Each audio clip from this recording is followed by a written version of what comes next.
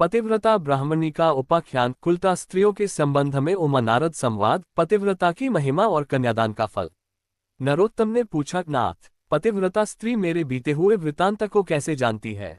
उसका प्रभाव कैसा है? ये सब बताने की कृपा करें। श्री भगवान बोले, वत्स, मैं ये बात तुम्हें पहले बता चुका हूँ, किंतु फिर यदि सुनने का कौतूहल हो रहा है तो सुनो। तुम्हारे मन में जो कुछ प्रश्न है सबका उत्तर दे रहा हूँ।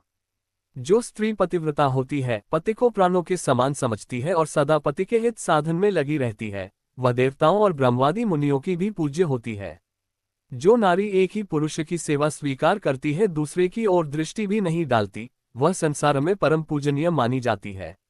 अब आपको प्राचीन काल का प्रसंग बताता हूँ। मध्य देश में एक अत्यंत शोभायमान नगरी थी। उसमें एक पतिव्रता ब्राह्मणी रहती थी। उसका नाम था शैब्या। उसका पति पूर्वजन्म के पाप से कोढ़ी हो गया था। उसके शरीर में अनेकों घाव हो गए थे जो बराबर बहते रहते थे। शैब्या अपने ऐसे पति की सेवा में सदा लगी रहती थी। पति के मन में जो जो इच्छा होती थी उसे वह अपनी शक्ति के अनुसार अवश्य पूर्ण करती थी। प्रतिदिन देवता की भांति स्वामी की पूजा करती और दोषबुद्धि त्याग कर उसके प्रति विशेष स्नेह रखती थी। एक दिन उसके पति ने सड़क से जाती हुई एक परम सुंदरी वेश्या को देखा। उस पर दृष्टि पड़ते ही वह अत्यंत मोह के वशीभूत हो गया। उसकी चेतना पर कामदेव ने पूरा अधिकार कर लिया। वह दीर्घकाल तक लंबी सांस खींचता रहा और अंत में बहुत उदास हो गया। उसका उच्छ्वास सुनकर पतिव्रता घर से बाहर आई और अपने पति से पूछने लगी, नाथ, आप उदास क्यों हो गए?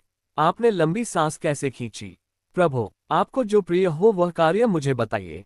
वह करने योग्य हो या न हो, मैं आपके प्रिय कार्य को अवश्य पूर्ण करूंगी। एकमात्र आप ही मेरे गुरु हैं, प्रियतम हैं। पत्नी के इस प्रकार पूछने पर उसके पति ने कहा, प्रिय, उस कार्य को न तुम ही पूर्ण कर सकती हो और न मैं ही, अतः व्यर्थ बात करनी उचित नहीं है। पतिव्रता बोली, नाथ, मुझे विश्वास है मैं आपका मनोरथ जानकर उस कार्य को सिद्ध कर सकूंगी। आप मुझे आज्ञा दीजिए। जिस किसी उपाय से हो सके मुझे आपका कार्य सिद्ध करना है। यदि आपके दुष्कर कार्य को मैं यत्न करके पूर्ण कर सकूं तो इस लोक और परलोक में भी मेरा परम कल्याण होगा। कुड़ी ने कहा, साध्वी, अभी अभी इस मार्ग से एक परम सुंदरी वेश्या जा रही थी। उसका शरीर सब ओर से मनोरम था। उसे देखकर मेरा हृदय कामाग्नि से दग्ध हो रहा है। यदि तुम्हारी कृपा से मैं उस नवयौवना को प्राप्त कर सकूं तो मेरा जन्म सफल हो जाएगा।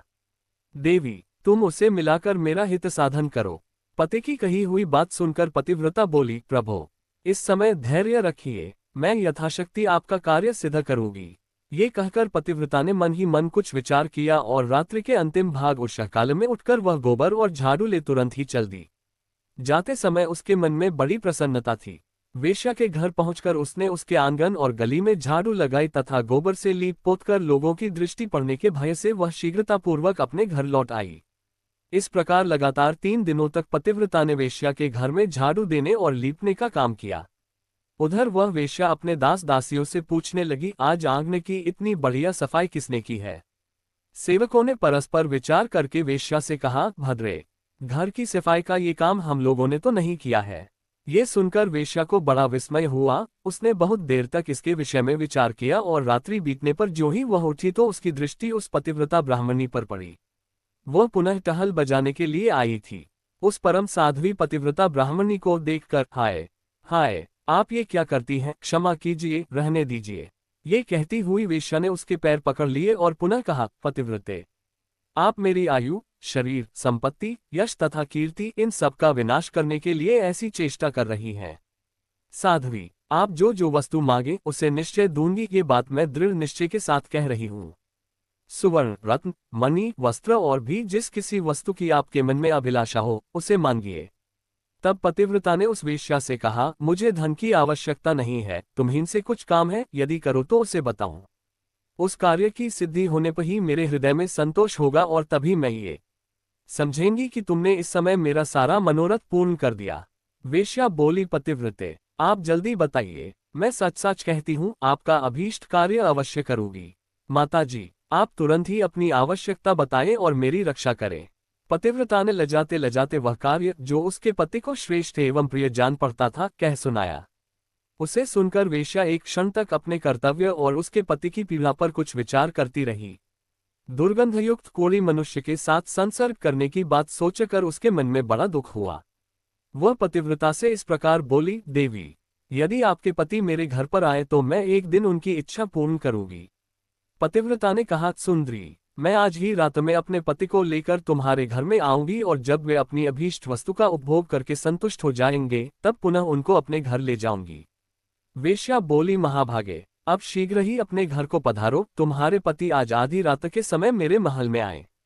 ये सुनकर वह पतिव्रता अपने घर चली आई। वहां पहुंचकर उसने पति से निवेदन किया, प्रभु, आपका कार्य सफल हो गया, आज ही रात में आपको उसके घर जाना है। कोढ़ी ब्राह्मण बोला, देवी, मैं कैसे उसके घर जाऊंगा, मुझसे तो चला नहीं जाता, फिर कैसे वह कार्य सिद्ध होगा। पतिव्रता बोली, प्राणनाथ, मैं आपको अपनी पीठ पर बैठाकर उसके घर पहुंचाऊंगी और आपका मनोरथ सिद्ध हो जाने पर फिर उसी मार्ग से लौटा ले आऊंगी। ब्राह्मण ने कहा, कल्याणी, तुम्हारे करने से ही मेरा कार्य सिद्ध होगा। इस समय तुमने जो काम किया है वह दूसरी स्त्रियों के लिए दुष्कर है। श्री भगवान कहते हैं, उस नगर में किसी धनी के घर से चोरों ने बहुत सा धन चुरा लिया। ये बात जब राजा के कानों में पड़ी तब उन्होंने रात में घूमने वाले समस्त गुप्तचरों को बुलाया और कुपित होकर कहा, यदि तुम्हें जीवित रहने की इच्छा है तो आज चोर को पकड़कर मेरे हवाले करो। राजा की यह आज्ञा पाकर सभी गुप्तचर व्याकुल हो उठे और चोर को पकड़ने की इच्छा से चल दिए। उस नगर के पास ही एक घना जंगल था जहां एक वृक्ष के नीचे महातेजस्वी मुनि व मांडव्य समाधि लगाए बैठे थे। वे योगियों में प्रधान महर्षि अग्नि के समान देदीप्यमान हो रहे थे। ब्रह्मा जी के समान तेजस्वी उन महामुनि को देखकर दुष्ट गुप्तचरों ने आपस में कहा, यही चोर है, ये धूर्त अद्भुत रूप बनाए इस जंगल में निवास करता है। यो कहकर उन पापियों ने मुनिश्रेष्ठ मांडव्य को बांध लिया, किंतु उन कठोर स्वभाव वाले मनुष्यों से न तो उन्होंने कुछ कहा और न उनकी ओर दृष्टिपात ही किया। जब गुप्तचर उन्हें बांधकर राजा के पास ले गए तो राजा ने कहा, आज मुझे चोर मिला है, तुम लोग इसे नगर के निकटवर्ती प्रवेश द्वार के मार्ग पर ले जाओ और चोर के लिए जो नियत दंड है वह इसे दो। उन्होंने मांडव्य मुनि को वहां ले जाकर मार्ग में गड़े हुए शूल पर रख दिया। वह शूल मुनि के गुदाद्वार से प्रविष्ट होकर मस्तक के पार हो गया। उनका सारा शरीर शूल से बिंध गया। इसी बीच आधी रात के घोर अंधकार में, जबकि आकाश में घटाएं घिरी हुई थीं, वह पतिव्रता ब्राह्मणी अपने पति को पीठ पर बिठाकर वेश्या के घर जा रही थी। वह मुनि के निकट से होकर निकली तो उस कोढ़ी का शरीर मांडव्य मुनि के शरीर से छू गया। कोढ़ी के लगने से मांडव ऋषि, जो शूल पर लटके हुए थे, उनको बहुत दर्द हुआ, उनकी समाधि भंग हो गई। वे क्रोधित होकर बोले, जिसने इस समय मुझे वेदना का अनुभव कराने वाली कष्टमय अवस्था में पहुंचा दिया, वह सूर्योदय होते होते भस्म हो जाए। मांडव्य के इतना कहते ही वह कोढ़ी पृथ्वी पर गिर पड़ा। तब पतिव्रता ने कहा, आज से 3 दिनों तक सूर्य का उदय ही न हो। यो कहकर वह अपने पति को घर ले गई और एक सुंदर शैया पर सुला, स्वयं उसे थामकर बैठी रही। उधर मुनिश्रेष्ठ मांडव्य उस कोढ़ी को शाप दे अपने अभीष्ट स्थान को चले गए। संसार में 3 दिनों तक सूर्य का उदय होना रुक गया। चराचर प्राणियों सहित समस्त त्रिलोकी दुखी हो गए।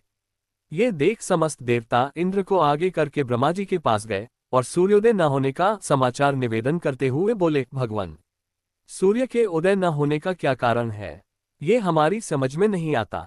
इस समय आप जो उचित हो करें। उनकी बात सुनकर ब्रह्मा जी ने पतिव्रता ब्राह्मणी और मांडव्य मुनि का सारा वृतांत कह सुनाया। उसके बाद देवता अपने अपने विमानों पर सवार हो प्रजापति को आगे करके शीघ्र ही पृथ्वी पर उस कोढ़ी ब्राह्मण के घर के पास गए। उनके विमानों की कांति तथा मुनियों के तेज से पतिव्रता के घर के भीतर सैकड़ों सूर्यों का सा प्रकाश छा गया। उस समय हंस के समान तेजस्वी विमानों द्वारा आए हुए देवताओं को पतिव्रता ने देखा। वह अपने पति के समीप लेटी हुई थी। ब्रह्मा जी ने उसे संबोधित करके कहा, माता, संपूर्ण देवताओं, ब्राह्मणों और गौ आदि प्राणियों की जिससे मृत्यु होने की संभावना है, ऐसा कार्य तुम्हें क्यों और कैसे पसंद आया? सूर्योदय के विरुद्ध जो तुम्हारा क्रोध है उसे त्याग दो। पतिव्रता बोली, भगवान, एकमात्र पति ही मेरे गुरु हैं। ये मेरे लिए संपूर्ण लोकों से बढ़कर है। सूर्योदय होते ही मुनि के शाप से इनकी मृत्यु हो जाएगी, इसीलिए मैंने सूर्य को शाप दिया है। क्रोध, मोह, लोभ और काम के वश में होकर मैंने ऐसा नहीं किया है। ब्रह्मा जी ने कहा, माता, जब एक की मृत्यु से तीनों लोकों का हित हो रहा है, ऐसी दशा में तुम्हें बहुत अधिक पुण्य होगा। पतिव्रता बोली, पति का त्याग करके मुझे आपका परम कल्याणमय सत्यलोक भी अच्छा नहीं लगता। ब्रह्मा जी ने कहा, देवी, सूर्योदय होने पर जब सारी त्रिलोकी स्वस्थ हो जाएगी, तब तुम्हारे पति के भस्म हो जाने पर भी मैं तुम्हारा कल्याण साधन करूंगा। हम लोगों के आशीर्वाद से ये कोढ़ी ब्राह्मण कामदेव के समान सुंदर हो जाएगा। ब्रह्मा जी के योग कहने पर उस सती ने क्षण भर कुछ विचार किया, उसके बाद हाँ कहकर उसने स्वीकृति दे दी। फिर तो तत्काल सूर्योदय हुआ और मुनि के शाप से पीड़ित ब्राह्मण राख का ढेर हो गया। फिर उस राख से कामदेव के समान सुंदर रूप धारण किए वह ब्राह्मण प्रकट हुआ। ये देखकर समस्त पुरवासी बड़े आश्चर्य में पड़ गए। देवता प्रसन्न हो गए, सब लोगों का चित्त पूर्ण स्वस्थ हुआ। उस समय स्वर्गलोक से सूर्य के समान तेजस्वी एक विमान आया और वह साध्वी अपने पति के साथ उस पर बैठकर देवताओं के साथ स्वर्ग को चली गई। शुभा भी ऐसी ही पतिव्रता है, इसलिए वह मेरे समान है। उस सतीत्व के प्रभाव से ही वह भूत, भविष्य और वर्तमान तीनों कालों की बात जानती है। जो मनुष्य इस परम उत्तम पुण्यमय प्रसंग को संसार में सुनाएगा, उसके जन्म जन्म के किए हुए पाप नष्ट हो जाएंगे। ब्राह्मण ने पूछा, भगवान, मांडव्य मुनि के शरीर में शूल का आघात कैसे लगा तथा पतिव्रता स्त्री के पति को कोढ़ का रोग क्यों हुआ? भगवान श्री विष्णु बोले, मांडव्य मुनि जब बालक थे तब उन्होंने अज्ञान और मोहवश एक झींगुर के गुदा में तिनका डालकर छोड़ दिया था। जबकि उन्हें उस समय धर्म का ज्ञान नहीं था, फिर भी उस दोष के कारण उन्हें एक दिन और रात वैसा कष्ट भोगना पड़ा, किंतु मांडव्य मुनि ने समाधिस्थ होने के कारण दी गई शूलाघात वेदना का पूरी तरह अनुभव नहीं किया। इसी प्रकार पतिव्रता के पति ने भी पूर्व जन्म में एक कोढ़ी ब्राह्मण का वध किया था, इसी कारण से उसके शरीर में दुर्गंधयुक्त कोढ़ का रोग उत्पन्न हो गया था। किंतु उसने ब्राह्मण को 4 गौरीदान और 3 कन्यादान किए थे। इसी से उसकी स्त्री पतिव्रता हुई। उस पत्नी के कारण ही वह मेरी समता को प्राप्त हुआ। ब्राह्मण ने कहा, नाथ, यदि पतिव्रता का ऐसा महात्म्य है तो जिस पुरुष की भी स्त्री व्यभिचारिणी न हो उसे स्वर्ग की प्राप्ति निश्चित है। सती स्त्री से सबका कल्याण होता है। श्री भगवान बोले, ठीक है। संसार में कुछ स्त्रियां ऐसी कुलटा होती हैं जो सर्वस्व अर्पण करने वाले पुरुष के प्रतिकूल आचरण करती हैं। उनमें जो सर्वथा अनुकूल हो, जिसकी दुराचार से रक्षा करना असंभव हो, ऐसी स्त्री को तो मन से भी स्वीकार नहीं करना चाहिए। जो नारी काम के वशीभूत हो जाती है वह निर्धन, कुरूप, गुणहीन तथा नीच कुल के नौकर पुरुष को भी स्वीकार कर लेती है। मृत्यु तक से संबंध जोड़ने में उसे हिचक नहीं होती। वह गुणवान, कुलीन, अत्यंत धनी, सुंदर और रतिकार्य में कुशल पति का भी परित्याग करके नीच पुरुष का सेवन करती है। विप्रवर, इस विषय में उमा नारद संवाद ही दृष्टांत है, क्योंकि नारद जी स्त्रियों की बहुत सी चेष्टाएं जानते हैं। नारद मुनि स्वभाव से ही संसार की प्रत्येक बात जानने की इच्छा रखते हैं। एक बार वे अपने मन में कुछ सोच विचार कर पर्वतों में उत्तम कैलाश पर्वत पर गए। वहां उन महात्मा मुनि ने पार्वती जी को प्रणाम करके पूछा, देवी, मैं कामिनियों की कुछ इष्टाएं जानना चाहता हूँ। मैं इस विषय में बिल्कुल अनजान हूँ और विनीत भाव से प्रश्न कर रहा हूँ, अतः आप मुझे ये बात बताइए। पार्वती देवी ने कहा, नारद, युवती स्त्रियों का चित्त सदा पुरुषों में ही लगा रहता है, इसमें तनिक भी संदेह नहीं है। नारी घी से भरे हुए घड़े के समान है और पुरुष दहकते हुए अंगारे के समान, इसलिए घी और अग्नि को एक स्थान पर नहीं रखना चाहिए। जैसे मतवाले हाथी को महावत अंकुश और मुगदर की सहायता से अपने वश में करता है, उसी प्रकार स्त्रियों का रक्षक उन्हें दंड के बल से ही काबू में रख सकता है। बचपन में पिता, जवानी में पति और बुढ़ापे में पुत्र नारी की रक्षा करता है। उसे कभी आजादी नहीं देनी चाहिए। सुंदरी स्त्री को यदि उसकी इच्छा के अनुसार स्वतंत्र छोड़ दिया जाए तो पर पुरुष की प्रार्थना से अधीर होकर वह उसके आदेश के अनुसार व्यभिचार में प्रवृत्त हो जाती है। जैसे तैयार की हुई रसोई पर दृष्टि न रखने से उस पर कौए और कुत्ते अधिकार जमा लेते हैं, उसी प्रकार युवती नारी स्वच्छंद होने पर व्यभिचारिणी हो जाती है। फिर उस कुलटा के संपर्क से सारा कुल दूषित हो जाता है।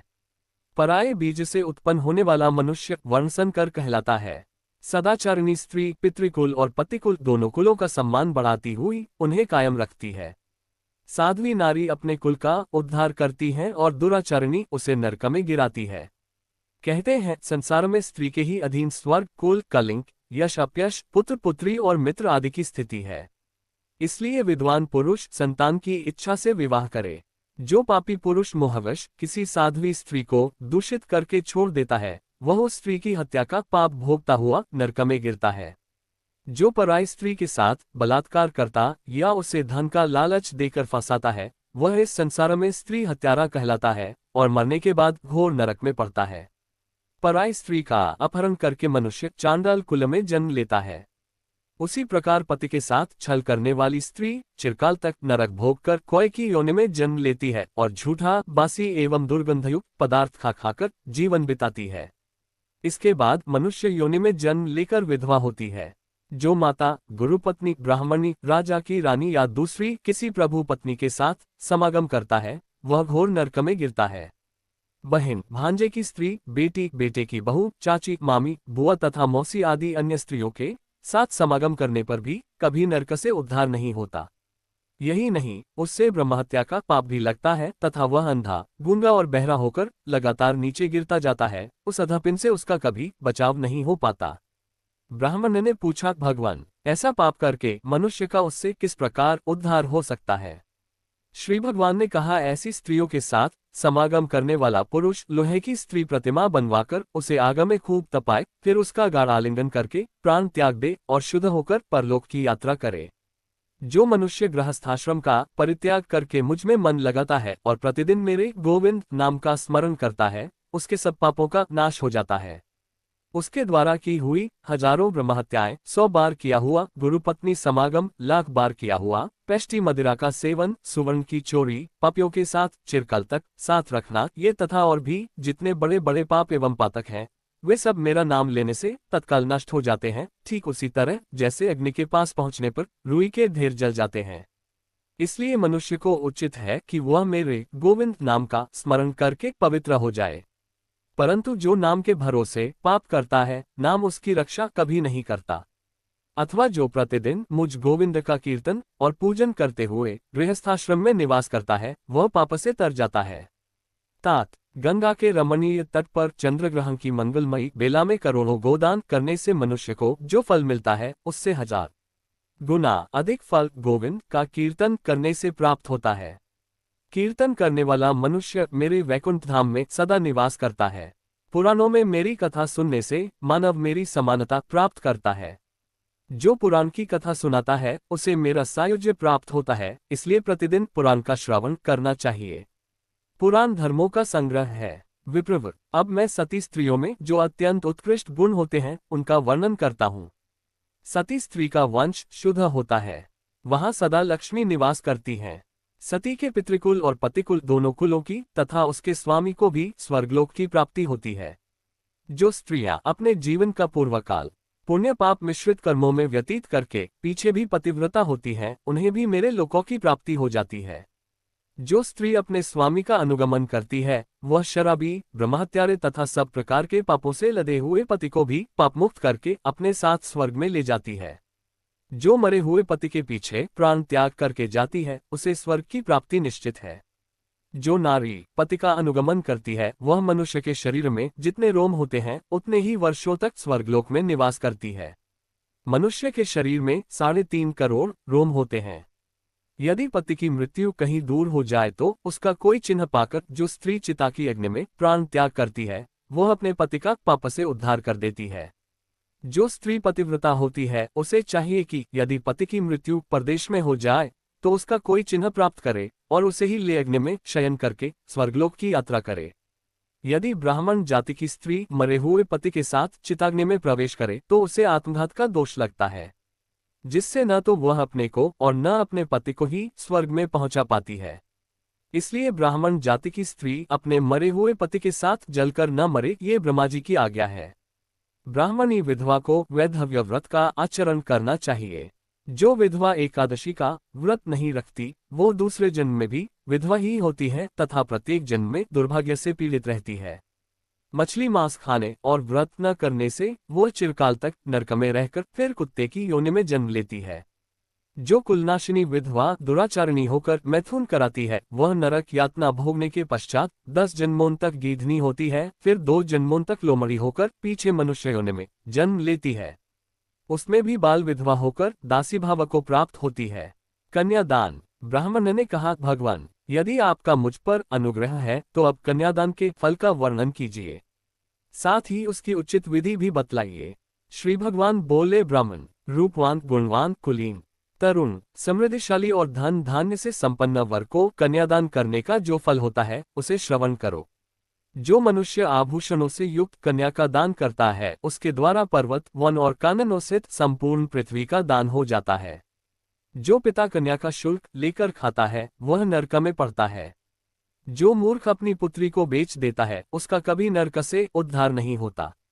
जो लोभवश अयोग्य पुरुष को कन्यादान देता है वह रौरव नरक में पड़कर अंत में चांडाल होता है। इसी से विद्वान पुरुष दामाद से शुल्क लेने का कभी विचार भी मन में नहीं लाते। अपनी ओर से दामाद को जो कुछ दिया जाता है वह अक्षय हो जाता है। पृथ्वी, गौ, सोना, धन, धान्य और वस्त्र आदि जो कुछ दामाद को दहेज के रूप में दिया जाता है वह अक्षय फल को देने वाला होता है। जैसे कटी हुई डोर घड़ी के साथ स्वयं भी कुएं में डूब जाती है, उसी प्रकार यदि दाता संकल्प किए हुए दान को भूल जाता है और दान लेने वाला पुरुष फिर उसे याद दिलाकर मांगता नहीं तो वे दोनों नरक में पड़ते हैं। सात्विक पुरुष को उचित है कि वह जामाता को दहेज में देने के लिए निश्चित की हुई सभी वस्तुएं अवश्य दे डाले। न देने पर पहले तो वह नरक में पड़ता है, फिर प्रतिग्रह लेने वाले के दास के रूप में जन्म ग्रहण करता है। जो बहुत खाता हो, अधिक दूर रहता हो, अत्यधिक धनवान हो, जिसमें अधिक दुष्टता हो, जिसका कुल उत्तम न हो, तथा जो मूर्ख हो, इन 6 मनुष्यों को कन्या नहीं देनी चाहिए। इसी प्रकार अति वृद्ध, अत्यंत दीन, रोगी, अति निकट रहने वाले, अत्यंत क्रोधी और असंतुष्ट इन 6 व्यक्तियों को भी कन्यादान नहीं करना चाहिए। इन्हें कन्या देकर मनुष्य नरक में पड़ता है। धन के लोभ से या सम्मान मिलने की आशा से जो कन्या देता है या एक कन्या दिखाकर दूसरी का विवाह कर देता है वह भी नरकगामी होता है। जो प्रतिदिन इस परम उत्तम पुण्य में प्रसन्न का श्रवण करता है उसके जन्म जन्म के पाप नष्ट हो जाते हैं।